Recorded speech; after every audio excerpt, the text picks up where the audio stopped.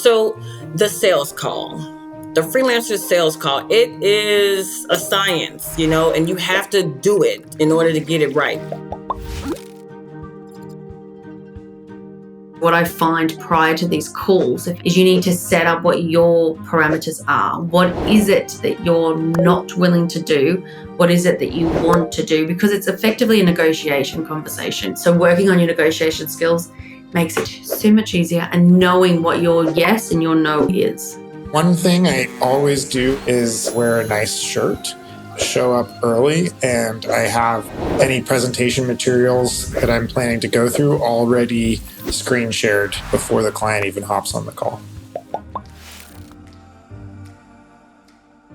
9 times out of 10 when I got on a phone call with them, it's the connection piece that they need. So that's where the selling would be.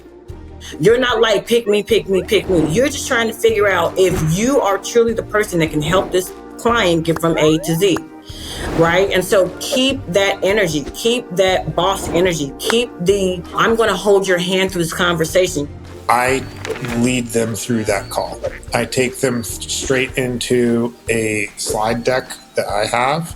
I show them, what I'm capable of, what I value, what I'm looking for in the project, and then I give them an opportunity at the end to tell me a little bit more about the project itself.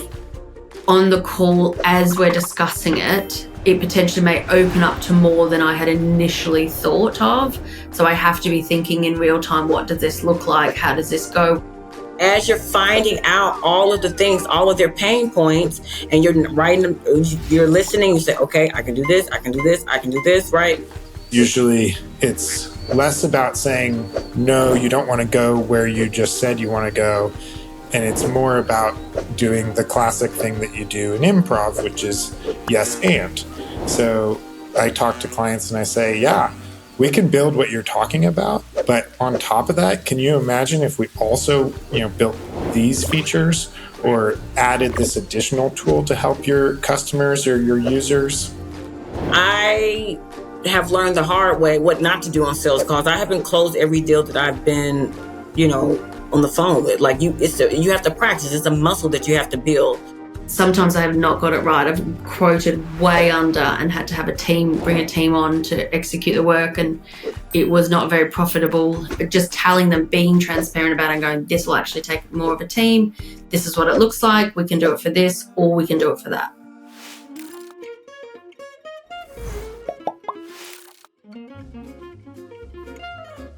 It's 2 people in this transaction. So yes, they need a job done. They need to pay somebody, but also you're going to be spending your energy and time with this person. And if they're not right for you, energetically, you're not going to be able to get more clients and all of that stuff. So there's an exchange. You both need to connect and see if does it actually work.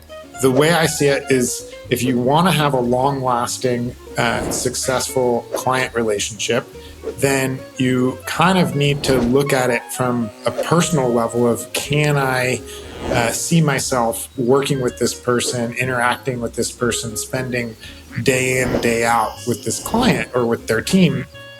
Don't get me wrong, at the start, I was very much like, I shied away from those hard questions because I just wanted to get the jobs and the experience. But now I've learned that you need to ask those hard questions because they're going to be asking you those hard questions. A big component for me would be learning to say no on the call if it wasn't right. Be a great listener. There's so much distraction going on today, but I think you'd be a standout in humanity if people know that you're truly listening to what they're saying. You will know if you want to close with them on the phone. Like, you'll be able, as you do this more and more, you'll be able to pick up those red flags and say, I don't know. Like, you can decide what you're willing to work with or who you're willing to work for and so on and so forth. But you'll start to kind of trust your gut and trust, like, okay, this seems like somebody who I want to work with.